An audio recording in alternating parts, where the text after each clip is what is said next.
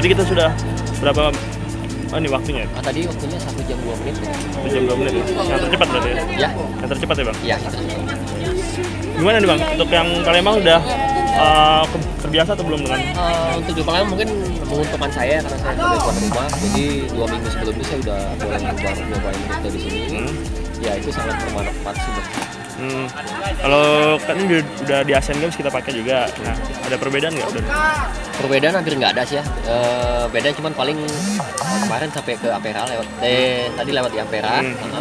Dan antusias masyarakat juga tadi sangat bagus ya.